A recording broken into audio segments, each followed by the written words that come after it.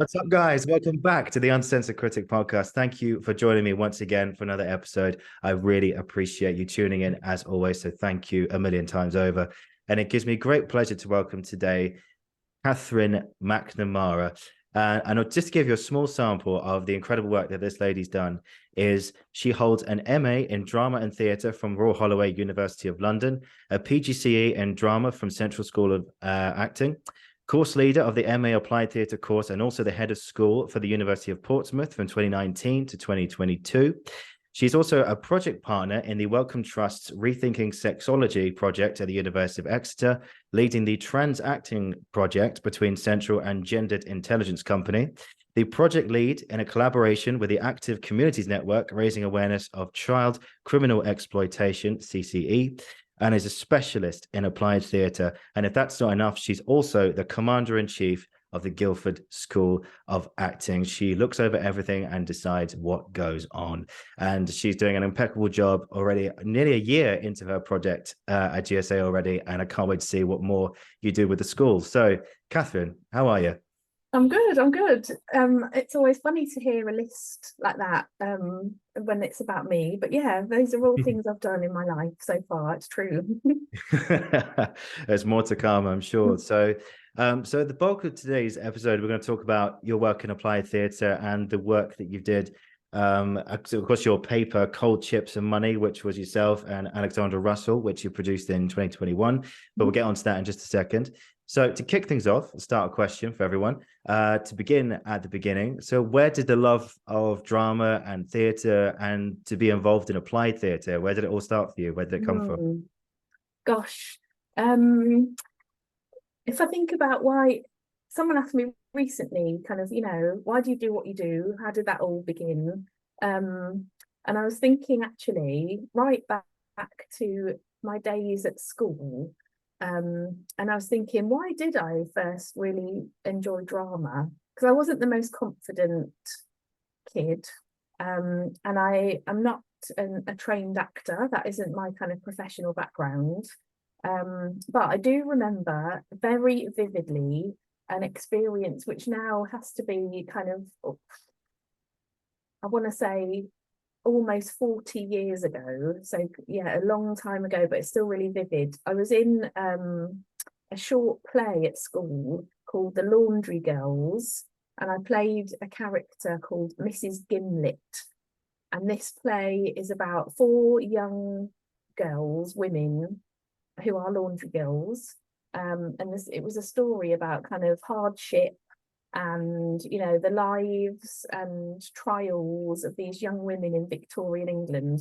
And my character was this kind of really strict, tough older woman who kind of had to run the laundry, and these girls would be always chatting and always talking about their lives. And I remember, I mean, it was just drama at school, but I remember it so clearly, and I really enjoyed it so much for lots of different reasons.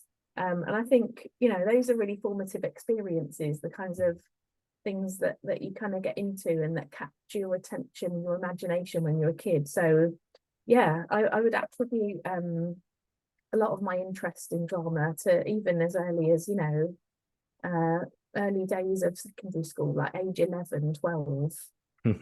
I could see you looking at a washing machine going, you were the inspiration. And in that play, we had these old irons that were like literally, cast iron, heavy, really heavy props, because all the way through everybody was like ironing like linen and laundry.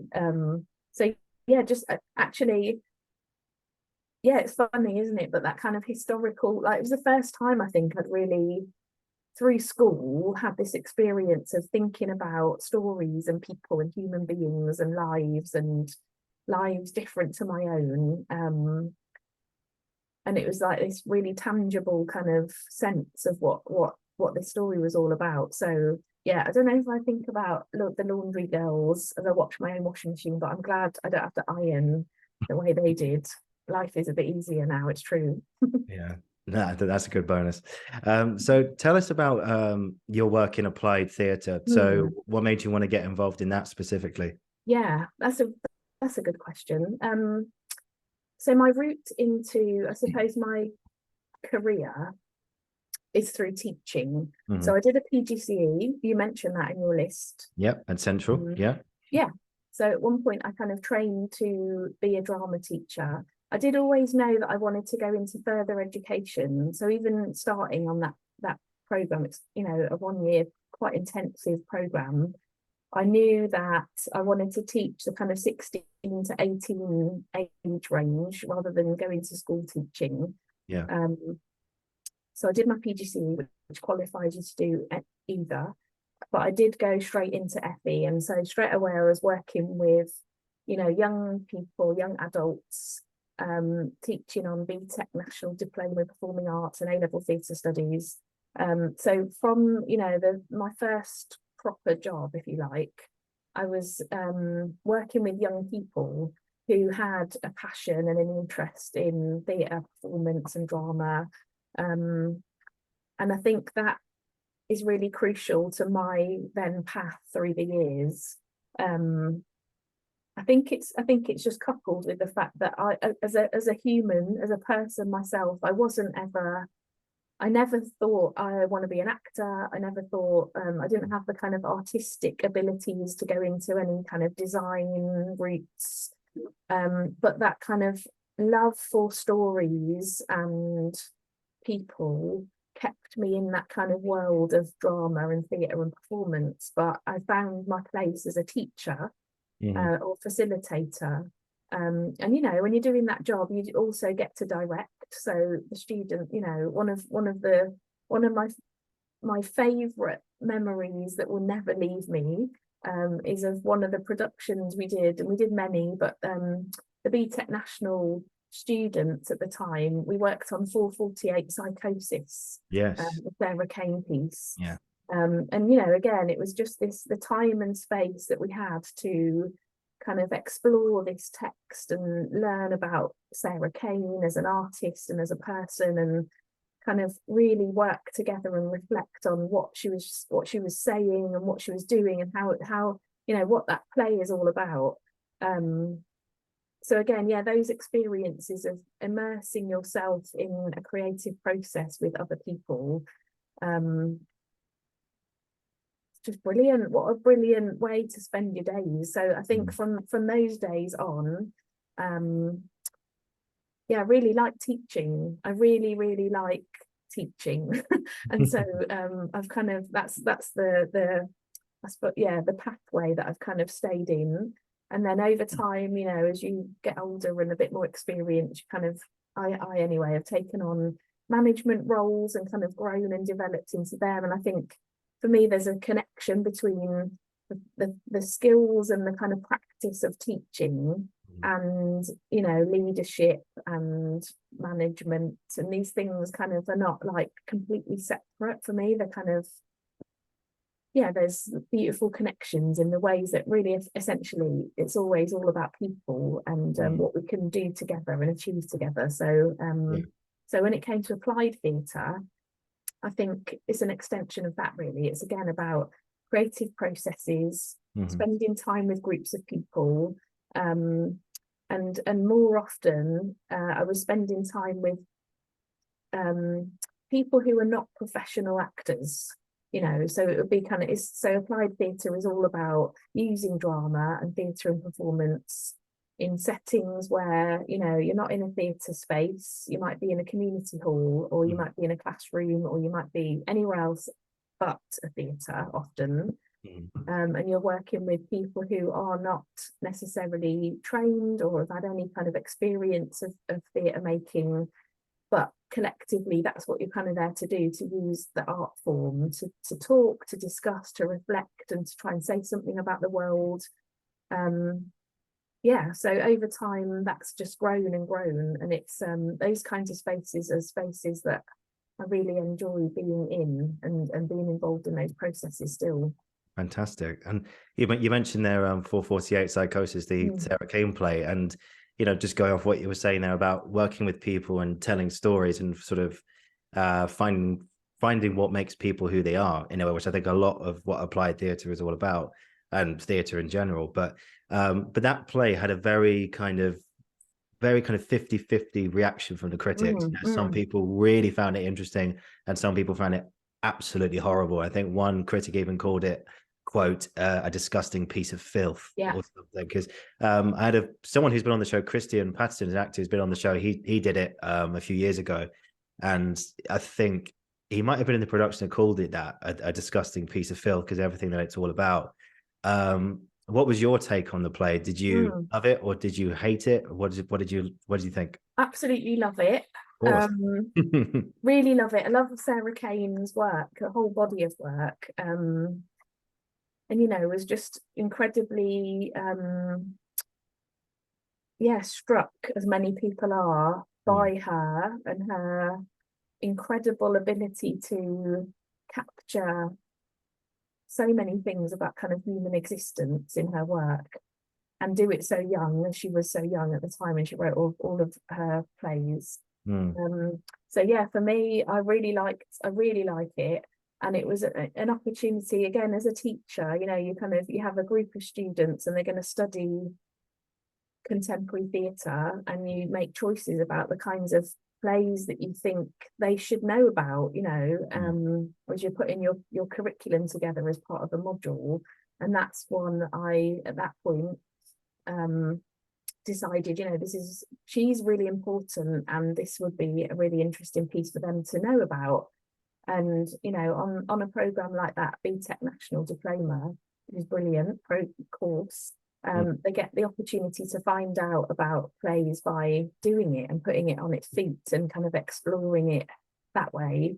So yeah, that was one of the pieces that we staged. So we put on kind of public production.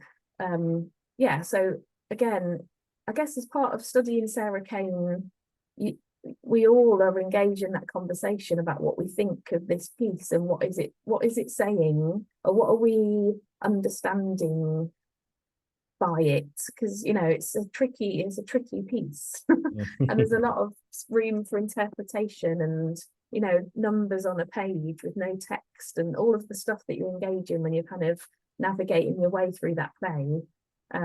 So I love it for that. I love it for its puzzle and its questions it provokes in people, whoever they might be. But certainly for us at the time, me and a bunch of students, it was just such a brilliant process to go through, to kind of discover all of our interpretations of that play together.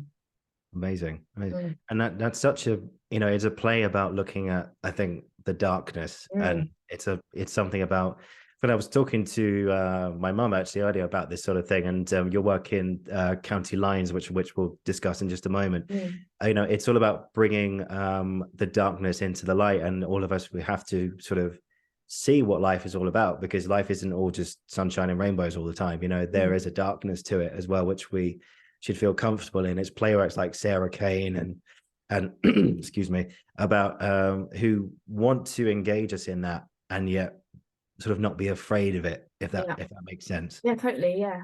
And they're complex issues, aren't they? It's about mental health, and about the way society is part of the problem, is almost creates the problems, because of the way things are structured and the ways people are kind of forced to live and survive in a way that can, this is, so yeah, I think all of these issues are just really important, serious, vital issues that we can't not get into those things and think those things through. Yeah, I think I agree with you. Yeah, hugely. So let's get on to your work with County Lines then. I mentioned your paper, Cold Chips and Money, which yourself and Alexander Russell wrote back in 2021.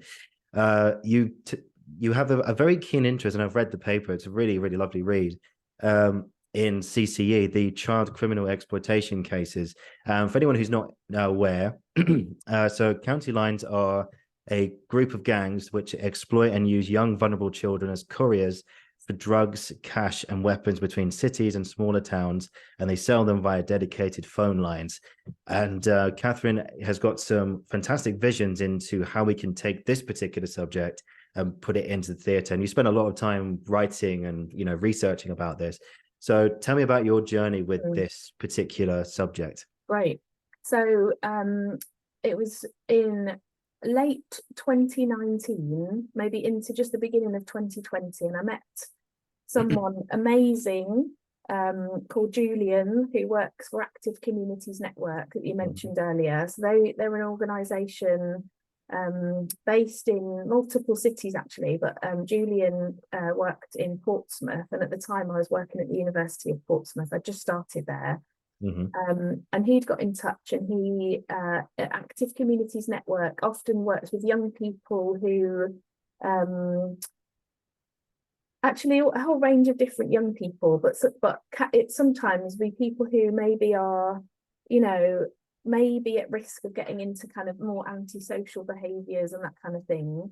And their organisation is quite often engaged in sport, like lots of sport activities. It's about, you know, constructive, kind of healthy activities that young people can get involved in.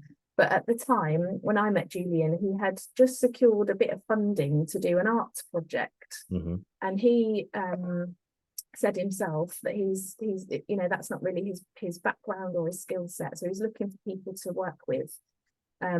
So we started talking. He, you know, he spoke to me about this was money to fund an arts initiative that kind of was about trying to tackle in its own way child criminal exploitation, and do some work to begin to prevent young people from getting drawn into that kind of world. So I was really interested. I didn't have any experience up until that point in this area, in this subject area, but I do, as you said, have experience of using drama and theatre and other art forms to explore and tackle kind of like social issues. If we do that, I'm doing that because it's a bit of a funny expression. So yeah, I was really interested. And then just to fast forward a little bit, we said, yeah, let's do it. So we started talking about the form that this project would take, and we talked about theatre in education as a model, which is a fairly typical, fairly standard model of, you know, creating a shortish piece of theatre and taking it into schools, where, you know, audiences of young people can kind of see the play and engage with the ideas, and there's some kind of interactive part to that. It's not my favourite model, although it can be brilliant, but speaking personally, and as I was going to be personally involved, I was keen to explore other methods that were even more participatory. Anyway, then suddenly there was a global pandemic. Boom. So we stopped for a little bit, and we were really thinking, like everybody was at the time, oh, should we just pause and this may pass, and then we can kind of restart and do what we planned to do. But it quickly became apparent that this was not going to be something quick that was, you know, over and done with. Sadly not. So we started to rethink how we could carry on, but we wouldn't be able to do something like, we wouldn't be able to go into schools. It was difficult to, you know, schools were locked down like everybody else was. So had all these kind of problems to ponder. And what we basically decided to do was move away from the liveness of drama and performance, and we created instead a digital interactive story. So like everyone else at the time, we went online. We worked with some artists and other kind of creative people, and we used it's an open source software thing called Twine, which again I hadn't heard of before, but I did lots of learning around that time. So effectively we wrote a Twine game, which is kind of quite low tech, but quite popular. There's quite a massive kind of you know, user population of Twine games, particularly among young people. So this all grew into an idea, and then we started to work with loads of professionals in and around Portsmouth. So it was a kind of Hampshire-wide project, and we worked with people from the council who were involved in safeguarding and children's services. There was someone from the missing, exploited and trafficked children's team. There was someone from the Edge of Care team, so that's people who work with children and young people who are kind of either, you know, likely to go into care or they're coming out of care, but they're very much, you know, in that system. We worked with someone from the police in Portsmouth. We worked with, quite a number of people who all had an interest in the ways that this kind of county lines, as it's known, or, you know, broadly speaking, the issue of child criminal exploitation, all of these kind of, it's like a multi-agency group of people to advise us basically on, you know, if we're going to use an art form, a story, to try to do some good and try to kind of make an intervention of a sort. You know, what should that story be about? What should it be like? You know, what's gonna be most effective? So we spent quite a long time working with those people to make sure the story we wrote was, in their eyes, as a collective group of people, you know, fit for purpose. And that was about what age range we should target. You know, should this be about, we just made lots of decisions around whether this should be a story for people who are have already been drawn in and need to kind of be helped to think about ways out, or might it be better if we're targeting young people who haven't yet been drawn in, and we're trying to almost do like a contemporary version of like Don't Talk to Strangers, you know, to kind of raise awareness among much younger people about the risks of this kind of social phenomena, you know. So anyway, again, fast forwarding, we created the story, which is called Cold Chips and Money. And with it goes, there's a resource pack for teachers and professionals. And all through that, we were hoping that by the time we'd finished, we would be able to go in as a project team with this digital resource and then do some workshops with young people in schools. But still, as the months went on, that still didn't look possible because of COVID. So again, we had to kind of rethink that a little bit. And what we did in the end was support teachers and some youth workers in a youth offending team to in a sense to deliver it themselves. So with us, talking with them prior to delivery of the session, and then afterwards we did lots of quite in-depth evaluation with them to hear how it went. We, in the end, despite the pandemic and all of those challenges, we reached almost 1,500 young people in different schools and a youth offending team in Hampshire. Wow.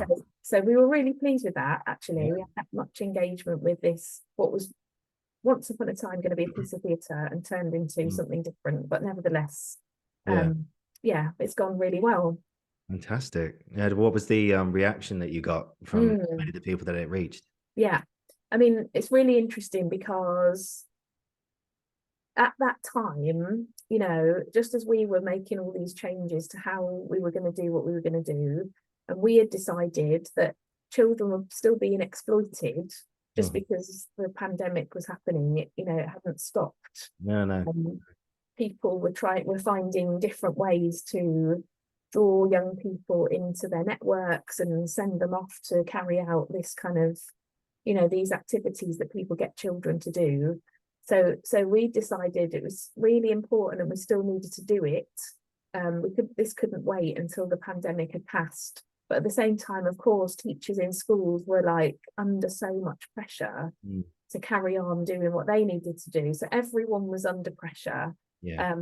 So a lot of our conversations were to help staff, I suppose, see the issue as we saw it, because in their world, they have all these priorities, and I'm making my lights go on and off as I wave my arms in here. So what was a really big priority to us, obviously, may or may not have felt like it was as big a priority to them. But we did talk to enough people who lead PSHE in schools, so that's personal, social and health education. And those professionals were like, this is an issue. And they were really interested in using this resource that's free, and we're there to kind of help them prepare and be ready. So the professionals, the teachers and the youth workers at the youth offending team were just so positive about it. I suppose they were just curious and interested at first, and then once they had a go and did the story themselves. The story's got multiple routes through it, so it's a little bit like, to anyone who's more my age that might be listening to this, it's like the choose your own adventure stories of what I think the 1980s. So you know, you can kind of, if you want everyone to get shot by a laser gun, go to page 44, or if you want them all to be rescued, go to page 62, and you can choose the way you want the story to go. And that's kind of how our story works. You've got to make some decisions along the way. So the professionals really liked that kind of very interactive mode, and it's really engaging. And you know, for me, that comes right back to what we were talking about before about why is applied theatre so good. And for me, it's absolutely obvious that the art form is the thing that is so incredibly engaging. And so yeah, it is more fun and more, your imagination is caught. If you're 11, 12 years old in school and you're doing this twine game and making decisions about this character and what he's going to do and where they're going to go, then if you're just talking and just having a conversation, it's like you're functioning on a whole different level, or in a completely different way. So yeah, that was kind of the overall response, was that people agreed that yeah, it's really engaging, that all their young people in their classes got straight into it and really enjoyed playing it, and the conversations that kind of came out of that, because we encourage people to stop at certain points in the story and have discussions about key things. And yeah, they were really positive. So we're going to do it all again, essentially. We're doing it all again in Surrey. Yeah, because that's really making an awareness of something that's very, very much a daily occurrence in this country and across the world. Chris, no, in your program, so I did some research into looking into the exploitation cases just a little bit more, and I think this came from the Children's Society, the charity I think that you're actually connected to, I think, in a way as well. It's like this various stages of how this occurs in a way. And there's 3 stages. There's the targeting stage, the test stage, and the trap stage. I mean, was any of this covered in your as well? Yeah. So so we're not connected with the Children's Society. Oh, sorry. No, it's fine. Just like, they're really well respected, like really, brilliant organization. So we look to them for information and kind of guide, we read their policies and their the research that they carry out and the reports that they write. I would use that as part of kind of my research in a way. Okay. So yeah, we were guided by that as much as those conversations with the professionals as well. And our story in a way kind of tracks those 3 stages that you've just pointed to there. So it's a fairly typical story, although there are not that many stories of this kind out and about. So there's a really good film called County Lines, and it has a similar story. And that's for a reason. That's because that is the kind of trajectory that a young person might find themselves within.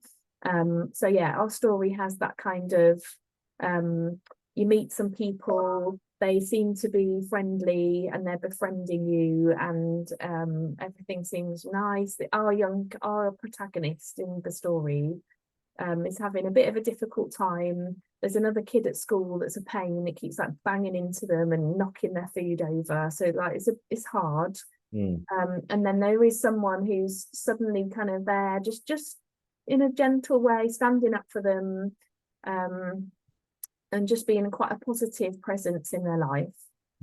So that's that early phase. And then yes, they're tested to see if they are loyal to this person, and if they'll do them a favor, so that person who really is going to become the exploitative figure is actually just trying out where, what will this kid do? Do they need friendship and company and companionship to the point where they will cross lines that perhaps they shouldn't? And that's about, again, it's a bit of a cliche, but it's a true a truism, you know, will you take this envelope or this box or package to this address? And it's like doing a favor for someone, without asking questions. So that's the testing. And then once a child is become involved to that extent, they are then really trapped. I mean, that's the word you used, and I guess it works as a word, because it's difficult to then extrapolate yourself and get out of that kind of situation. And so that's what our story explores. And it finishes at a point where I guess things are left a bit open, and there are a couple of different endings. So I don't want to give too much away, but yes, there's room for teachers or youth workers for everyone to come to the end of the story, wherever they get to. And the conversation is, you know, what would happen next? So there's room for the imagination, or for young people to kind of have some knowledge, because they live in the world, and you know, they read stories about what's happened as much as anybody else. But yeah, we follow that arc. Yeah, that's great. And I think you tapped into like the journey. I suppose your program sort of shows the journey of from the beginning until essentially to the point of no return in a way, because when you get to stage 3, the trap stage, and then, you know, I watched this report, and that's when suddenly all the niceties stop, and then the psychological abuse kicks in, and suddenly you're locked in this relationship. So I probably coined a phrase, you're kind of locked in this relationship with the devil, and there's no way out unless you're, it's very tragically, in the case of some of these kids between the ages on average 12 to 15 are either seriously injured or in some cases been shot. And there's some really awful stories, and you know, it's an issue that it's once you start to research and kind of read the extent of the problem, you know, it's nationwide. I think every police force in the country reports cases of this nature. It's not isolated just to cities at all. You know, it's fundamentally about people who are going to exploit other people for their own gain. And, you know, people have found that they can use children, and children are less obvious and won't be kind of spotted or detected as quickly as, you know, adults who are engaged in criminal activity. So it's clever. People that are involved in this work they're not daft, you know, they're clever, manipulative people. And so by the time a young person is drawn in so much, you know, in a sense, maybe they've been bought stuff. They might have got a bike or some clothes or, you know, food or whatever it might be. They've been groomed, and so you now owe this person something, and it's kind of payback time. And often the mood will turn, and the threats might begin. I think the thing about our story, and this came out a lot through working with all of the professionals that I talked about earlier, they wanted our story because we're aiming it at kind of age 11 and 12, like year 7 and 8 of school. And the idea is it's trying to kind of speak to young people who on the whole haven't yet been drawn in, but needs an awareness of the fact that this is a thing and it could happen. They wanted us to be really clear that there is a way out, because of course it feels like there absolutely isn't if you're a young person and you're now living with fear and intimidation. And so the story kind of has several different options of kind of, you know, it's about making it clear that you can speak to people, and that, you know, everyone ideally would have a trusted adult, at least someone in their lives. If it's not your parents, but it's somebody that you can go and speak to. And also trying to kind of communicate something about the idea that you can report this to the police. I mean, that's a whole massive complex issue in and of itself, but I think a lot of young people would think they have now done something wrong. You know, they may have done something that's a criminal act in and of itself, and they'll get in trouble. But the important thing from the professionals was to make really clear that actually children who've been drawn in this way are victims, although a lot of young people wouldn't want to think of themselves as victims. So again, it's really layered, it's really complex, but to try to kind of, I suppose, instill the idea that you know, this was not your fault, and you can get support and help, and that people will help you to come out of the situation, and that you're not trapped and you don't have to do it, and that's not it forever. You know, yeah.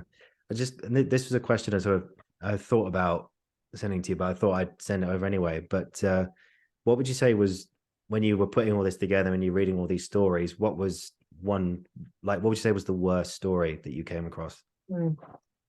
I mean, loads, to be honest, and they're all heartbreaking. I suppose the things, if I think back to some of the stories I've read, gosh, I mean, the things that stick out in my mind are actually accounts from parents. So I'm a parent, and when you're reading about a case like this, and it's written by a parent who's telling you their experience or their perspective on what happened to their child, it's so awful, because they see their child, who might be 13 or 14 years old, you know, go from the kid that they've known up until that point, and then suddenly something is changing and they don't quite know what, and they don't know if it's school or is it friendships, you know, is it their mental health. It's like, as a parent, you're kind of trying to give your child independence as they get a bit older, and yet you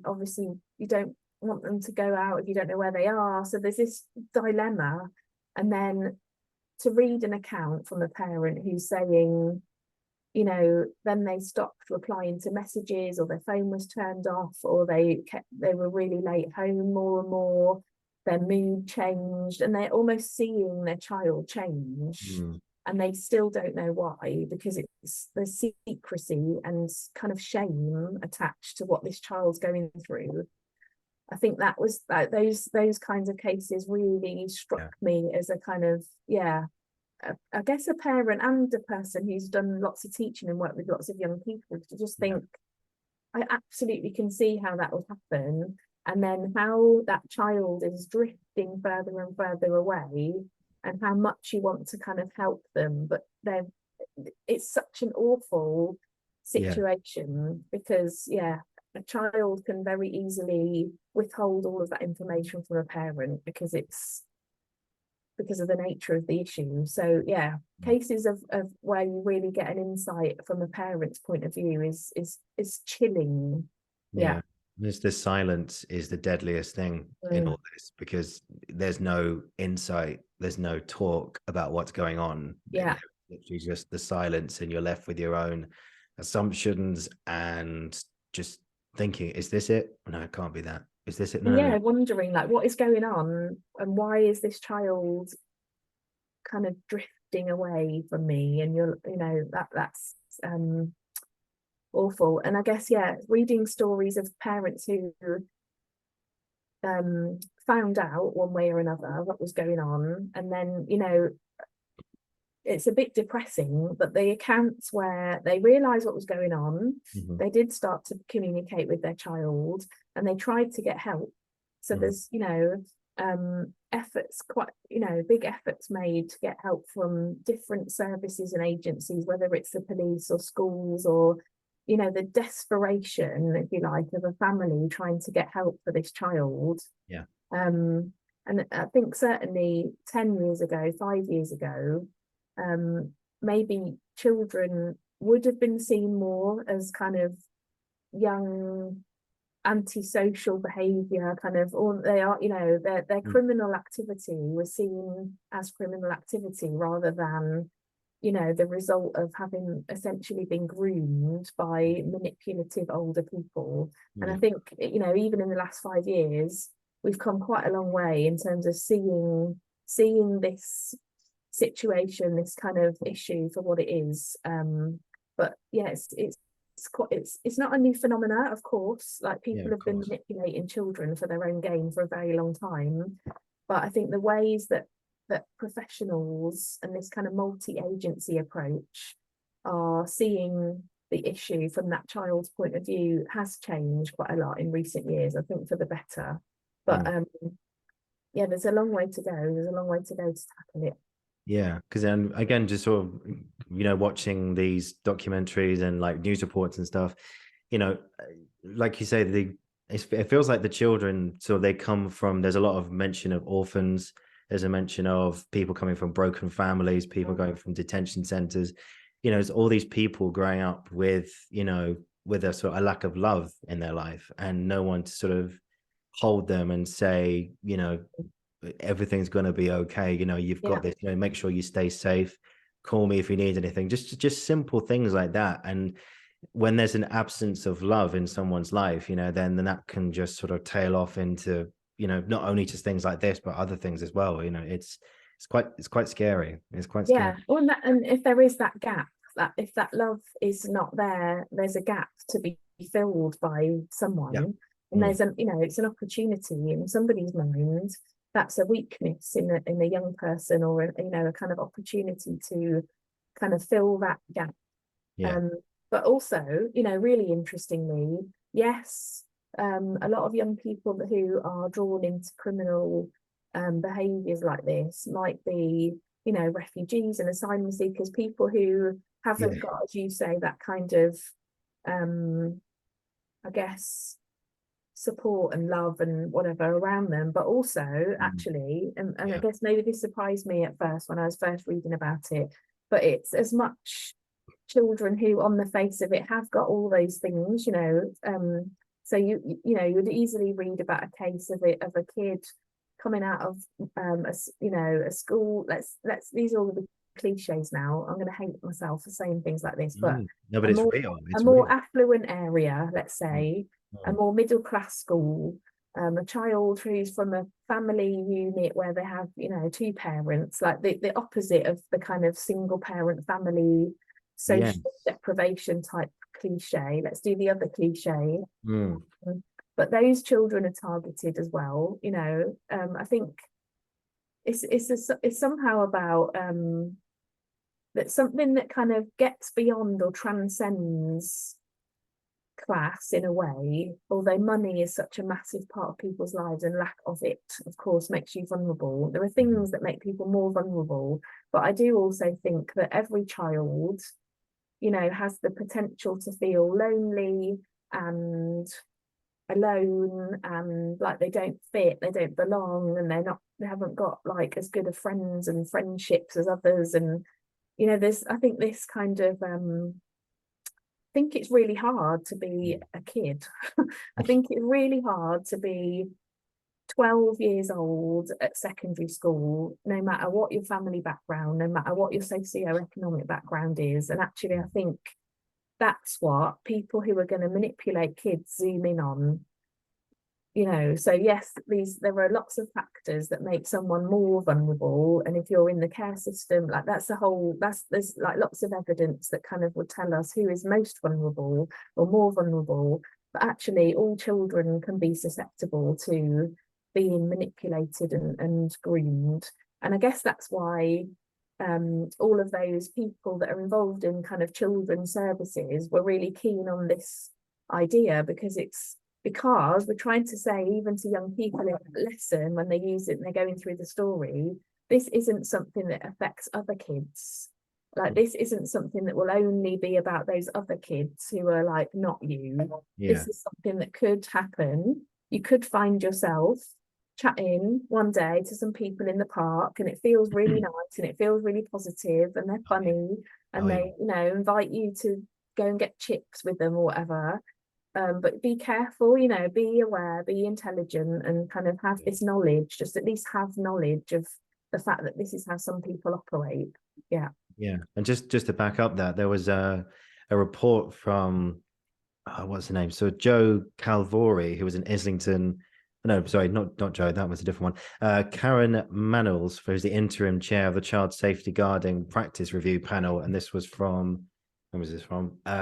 July the 30th, 2020.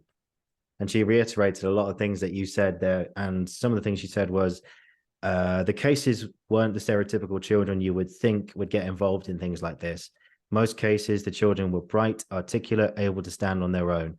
Not known to be victims or vulnerable by the key guard saving industries, the rich escalates true risks weren't considered. The risks were known, but they weren't considered. The agencies involved, like the not RSPCA, NSPCC, yeah. Didn't do enough. Survivors say there weren't opportunities taken to understand the child and the risk. And bizarrely, I think this is something you mentioned earlier as well, the child can sometimes be seen as the criminal. Yeah. And committing crimes under duress clouds their innocence. So they've done all these things, been mentally twisted and manipulated and convinced by someone who is a complete narcissistic, evil bastard. And they've gone, and suddenly they're the ones who get in trouble. Yeah. And, we see it in kind of connected, slightly different, but connected set of issues or set of examples is, young women or young girls who are groomed for child sexual exploitation. So some of the things we were looking at is these things are linked. We were looking at kind of a broader umbrella, if you like, of child criminal exploitation, which is usually this county lines thing, which is about carrying or transporting drugs or money or whatever.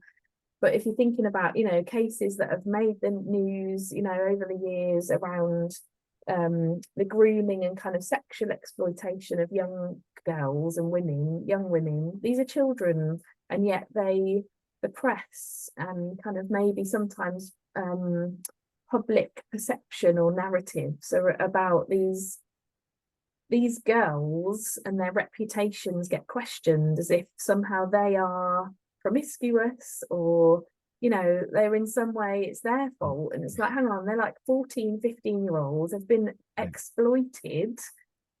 Exactly.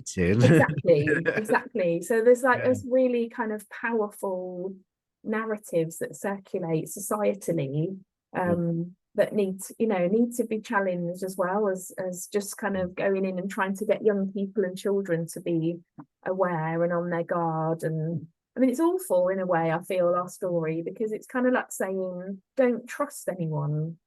And what an awful message. It's like, don't trust that person who seems really friendly and you're chatting in the chip shop. Don't trust them, because they might be going to manipulate and exploit you. How bleak. Yeah, well, I'm sure that's not the message you're sending out, of course not. But I think it's just about being aware in a way. And another thing that's quite interesting I thought about was we talk about kids 12, 15, etc. But there was a film made a few years ago called The Mule. I'm not sure if you heard of it. It's with Clint Eastwood. Oh yeah. And Clint Eastwood, interestingly, is on the opposite end of the spectrum, or the other side of the coin. Clint Eastwood plays this retired 80-plus-year-old man in America with no job, but broken family, doesn't engage with his ex-wife. Very interesting relationship with his daughter. It's not strong at all, but it's there in a way. And yet he needs something to do. And suddenly he gets involved with this company. He starts talking to a stranger who says, who's friendly to him, say, look, I've got my cousin, he needs a bit of help transporting something. Would you be able to do some driving? He was like, yeah, I love driving. Yeah, I'd love to do something like that.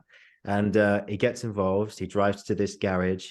They load up his car with bags. They don't let him see the bags. And then all he has to do is drive to this place, and your money will be there for you. Yeah. And he later finds out the title of the film being The Mule. He's transporting cocaine across the country. And I'm not talking like 1 or 2 bags. I'm talking 30, 40 kilos at any one time. And so again, obviously, this is not a competition in any sense of the imagination at all. But it's interesting to see it happening from another perspective, another different age range, don't you think? Yeah. And, it happens to people who are adults, and sometimes maybe, I mean, there's something, it's called cuckooing, where a set of people involved in criminality will kind of take over someone's home.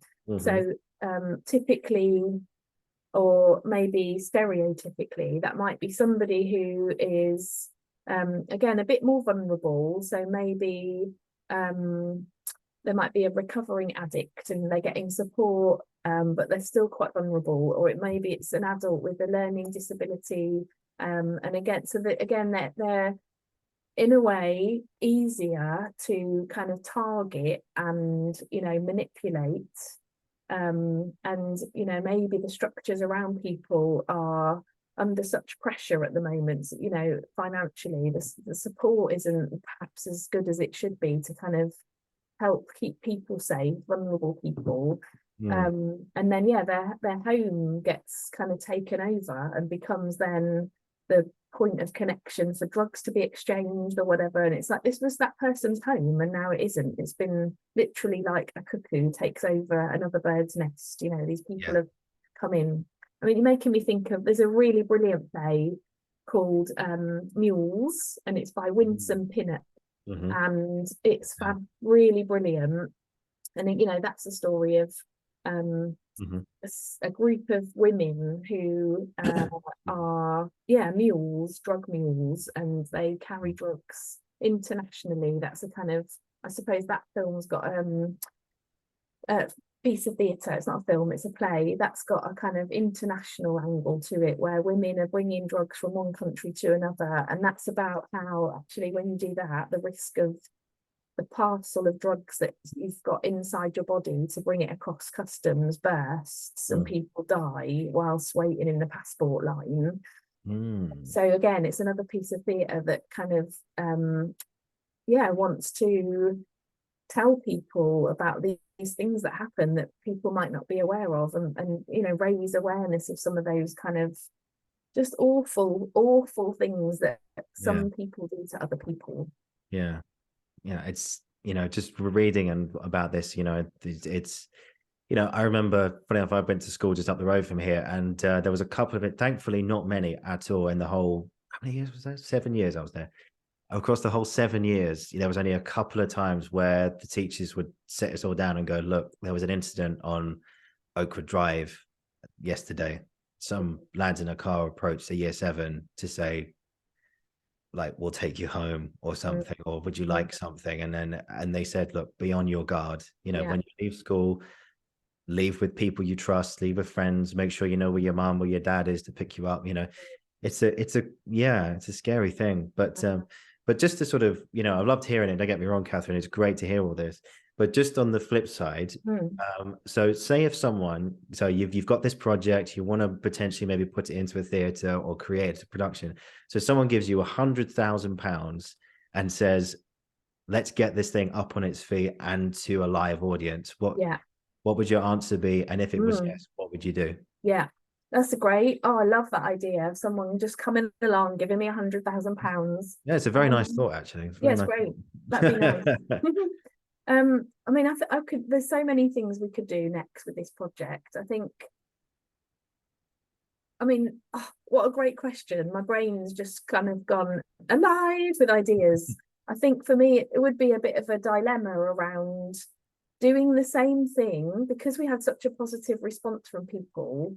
A lot of kind of creative effort and consultation with a lot of like really brilliant people involved in children's services and stuff. Like, all of that's gone into creating this simple but lovely little resource. Part of me would want to keep using it because we had the opportunity and we used it during the pandemic and we reached who we reached, but I want more people to have that opportunity. So would I use money to kind of spread it even further and take it to all counties and make it go national?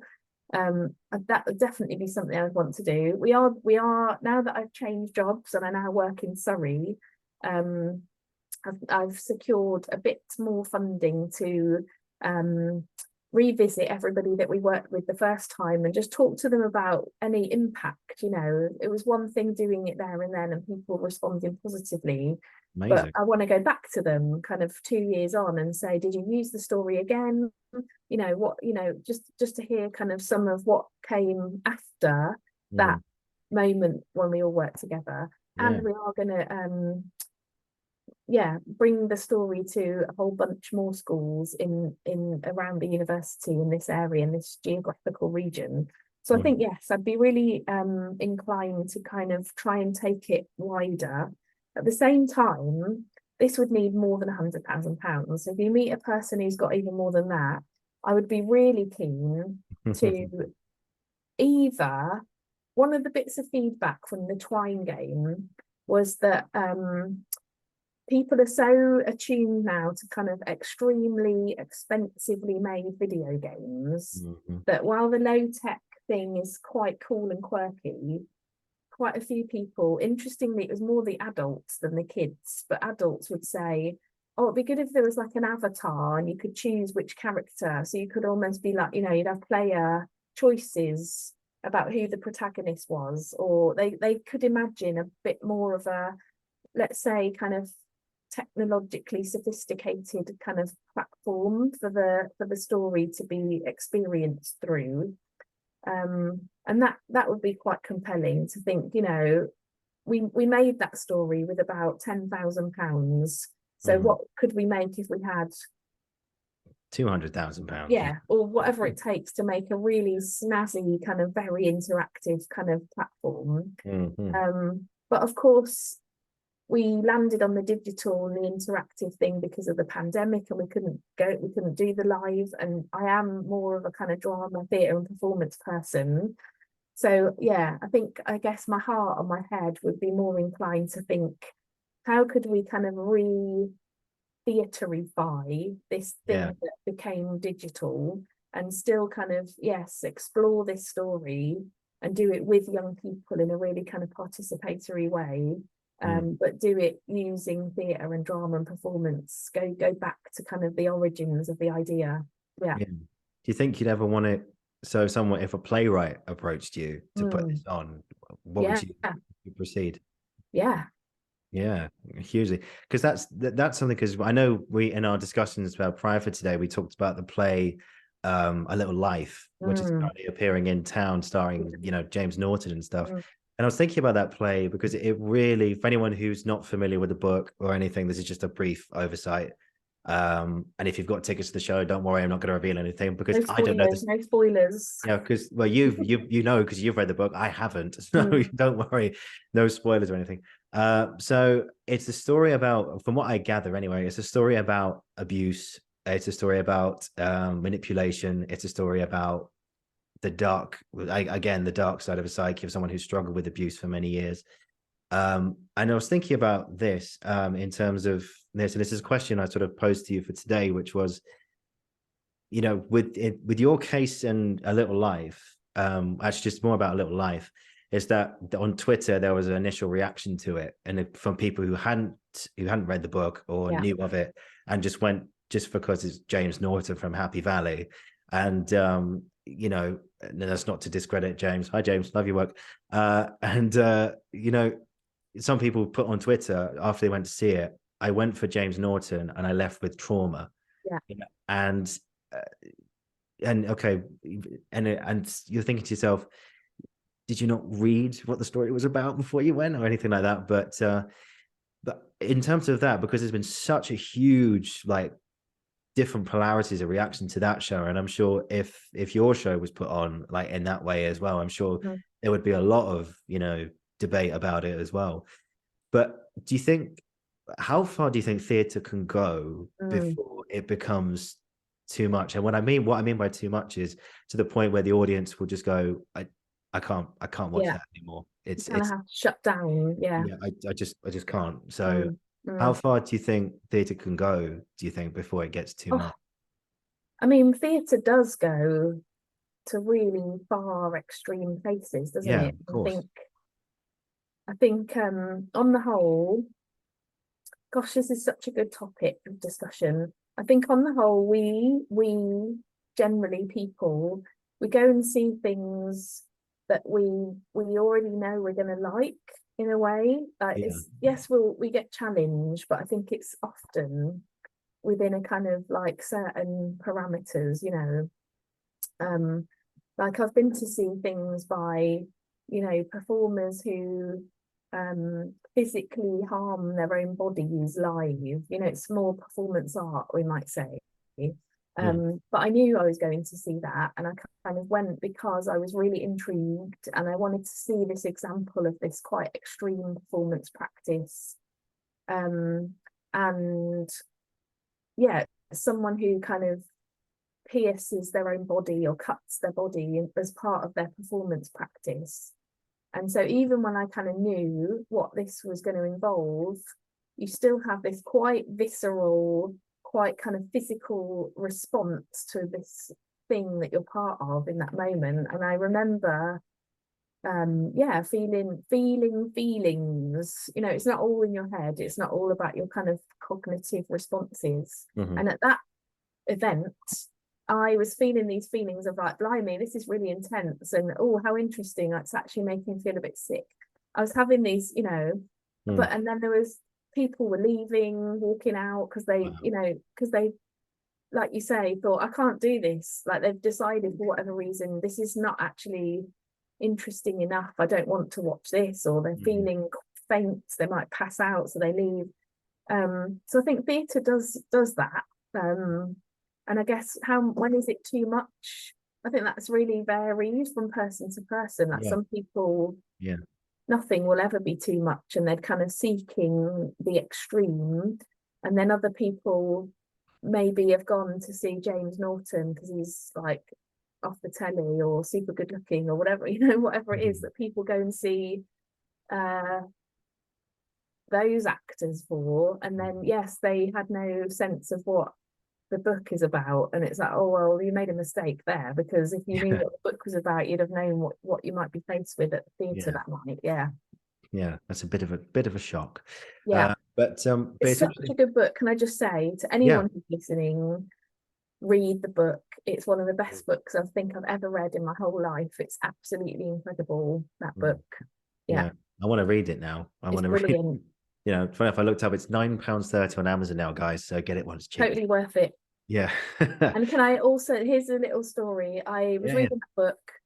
There's two things about what happened when I was reading that book. I was I just started reading it, so I wasn't very far in, and I met someone for a meeting. I had to go meet them in a reception area, and I walked up to them and they were reading that book, and I thought, well, I've just started reading that, but I hadn't got anywhere near anything intense yet. It was like early days, chapter 1 or 2. And this person was so clearly, so deeply engrossed in their book, sitting in reception waiting for me, that I kind of hung back for a minute. So I just had this feeling that I shouldn't interrupt this moment. And I've always thought, what point were they at? What moment were they at in the story? Now I've read it, and I've never asked them. I probably never will, but I always wonder. And then once I was further into the book, and I was like, it was so good. I had a weekend away, and as I left the Airbnb, I shut the door too with the keys inside, and I went, my book, I've left my book inside, and I couldn't get it, so I had to buy it again straight away. Went straight to the bookshop and bought it again. It's worth it. And also, if you had asked, oh, what bit are you up to, and then she'd go, oh, are you reading it? Yeah, okay, it's this bit, and you go, no, now I know something. I'm not there yet. But just also, I think there's another part of theatre. I think I remember seeing there's a great company called the Monobox, and they did this live podcast recording with Denise Goff, Derek Jacobi, and oh no, I can't remember the third one. Sorry, if you're listening. No, I'm gonna look this up. It's there. It'll come to me in a second. But they were talking about Jenna Russell. I think that was it. Yes, Jenna Russell, great actress. They were talking about how much they love their job, like being in theatre specifically. And they made a very interesting point of saying that even if the audience loves what we do or absolutely hates it, we still think that's brilliant. And because they told stories about how people in the audience would just get up and walk out going, no, this is not for me. No, this is not good. Derek Jacobi did a play called The Staircase, which is about two gay hairdressers. And I think this was in the 60s in Ireland. And as soon as like 5 minutes into the play, people were already up went the seats, and they all just walked out because they knew what it was about, and they just wrote it off immediately. But I think that's a brilliant way of saying that plays like A Little Life, and of course, and your projects as well, they really show us reality, and they show us like everything that, you know, what's theatre is there to show us what happens in Yeah. life, and And I particularly think as well. we've got I totally agree, and that, you know, example of you know, me going to see kind of quite extreme performance as an adult. It's like you make your free choices of what you want to do and how you spend your money and all that. I Yeah, of think course. when it comes to kind of, if thinking about your question in relation to a story about child criminal exploitation, when it's something that young people are going to encounter, I think there's a different issue, because we have this kind of ethical responsibility then to the participants in our project, let's say more broadly, and that's me thinking of more broadly about kind of all applied theatre practice. And then in particular for this project, it's about, you know, if we're helping teachers to explore this issue in their classrooms, we all have a responsibility to do that in a way that is you know, trauma informed. That would be an expression that kind of youth work and children's services practitioners would really be thinking about, you know, touching on and exploring these topics that are really important, but in a way that is not going to further exacerbate any trauma that a young person may have experienced, or even, you know, just start something off. Like, you don't want to traumatize someone, you don't want to do any harm. Yeah. You know, you're there, your practice and your intentions are to do good. Yeah. And that's obviously putting it so incredibly simply, and it isn't simple, it's complex. But I think, you know, your question of kind of when can something be too much? And I said, well, it kind of depends. If we're thinking about, you know, stories and issues with young people, you've just got a whole then set of things to think about around, you know, doing that at an appropriate kind of level that's age appropriate and that's, you know, suitable for their context. And that's why talking with the teachers is so important, because they know their students and their group and their school. I think also it's about the signposting and the kind of support that you can put in place, so that if in that class of 30, 60 kids, somebody's sitting thinking, this has already happened to me, or this has happened to my friend, and actually it's making me realize I need to tell someone, or, you know, it's like, if we're talking about complex issues, it will provoke something, some thoughts. I mean, that's the point after all. So we have to then be ready to kind of have things in place to support people as they continue to think about the issue and then maybe take action. So you can't just do it and then leave and not think anymore about those people. There's a kind of significant ethical responsibility to the work there. Hugely. You know, I agree with that 100%. We are slightly pushed for time today, because I know you've got to shoot off to do other things. So I've just got 2 more questions for you today, Catherine. So, well, first of all, thank you for today. This has been amazing. So I've just looked at the time. I can't believe that much time has gone by. I know, it's flown by. This is great. No, I've loved it. Catherine. Thank you. So just 2 questions. First of all, for anyone who's watching or listening who is an aspiring theatre maker, and of course GSA has an applied theatre course, apply guys if you want to do it. I'm sure it's magnificent. The teaching you get at this place is amazing, and you've got someone like Catherine who's so passionate about this topic. You know, you're in very safe hands. So, but the question for you is, for anyone who's thinking about doing a theatre maker course or wants to become one, what advice would you have for them to follow their dreams? I mean, read, that would be my advice, and visit places. So if people are thinking about doing a degree as part of a kind of, you know, that's training essentially to become a theatre maker, a theatre practitioner, I think just really explore all the options that are available to people. Often it seems, you know, from people, when you do drama at school, I think people, you know, we're taught certain things at school, and then we see that as an option. Maybe it's you've done lots of musicals or something, so musical theatre, you can see it clearly as a kind of pathway. But of course, working somewhere like GSA, or you know, there's lots of other drama schools or university drama departments. There's so much available, and it might be actually theatre production and the more kind of stage management and technical theatre that people are interested in. There's brilliant programs that train you up on all aspects of that stuff. There's, you know, now lots of different kind of applied theatre, community arts, theatre, socially engaged theatre. If you're really interested in that kind of use of drama and theatre within different community settings. And then, of course, there are brilliant performer training programs in acting and musical theatre. Yeah. Here we've got an actor musician program that's you know, different again. So I think there's a lot more choice or a lot more options than people perhaps initially think. So yeah, visit places, do lots of reading, come and see us, come to open days, come and have a look round, get to know it. And then yeah, I think it's through those things and through chatting. When you come to an open day here, you meet students that are already on the courses, and they're brilliant conversations. They're telling you, you know, exactly what it's like day in, day out. Yeah, I think that's a really, that's a great way to just, I suppose, search inside your own mind what it is really, what do you really want to spend the next 3 years or 1 or 2 years if it's postgraduate study that you're interested in. Yeah. Because there's so much choice available.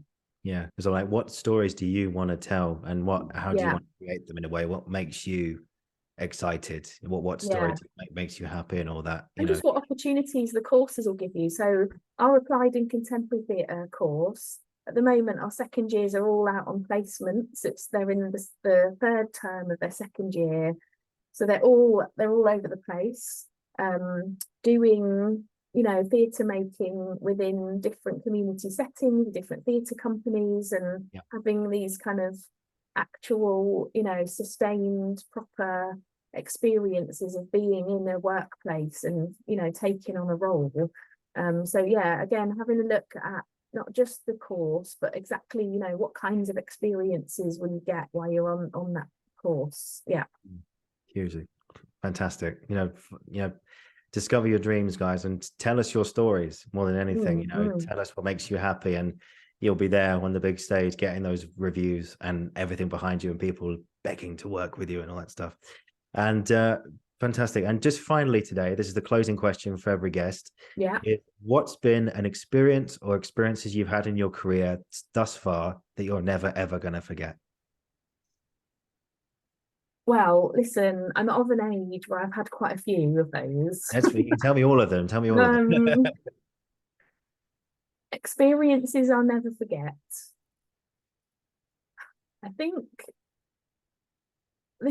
I would honestly say the things that, you know, if I'm driving home and your mind is floating, going from this to that, or things that kind of really stay in my mind and will forever, they're student achievements, actually, which, and you know, I've had a career as a teacher and as a kind of a person working within a learning institution. So when people come and study and learn and experience something, and then they achieve their dream, those are the things that stick with you. They're just so amazing. So, you know, it's things like the first person that I was a PhD supervisor for, you know, when she completed and she graduated with her PhD, you know, I was so proud of her achieving what is such a challenging thing to set out to do and actually achieve. So I'll never forget that. I'll never forget that day. I mean, even then, and that was years ago. I think even just recently. So you said at the beginning that I'm just about, in fact, today is my 1 year anniversary at GSA to the day. Yeah, I know. That's a bit funny. So it's this time a year ago on a Monday was my first day here in my job as the head of GSA. And in that time, I've met so many people, and you know, recently I was at a postgraduate graduation ceremony here. And even though those people that graduated that day I had much less to do with their experience. I was not their supervisor for their PhDs, but there were PhD people graduating that day. But just to see, again, it's see and chat to them afterwards. I have a role at graduation. I have to doff my funny hat to people as come on, that's my important job.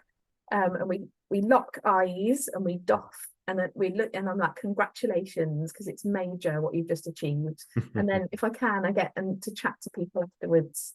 And yeah, hearing all the things that people have done over their time. I was chatting this time to some people that did our we've got an online program, so you can do a BA or an MA online. So those are people that are not here at the GSA every day. They're studying remotely. Sometimes they're in another country.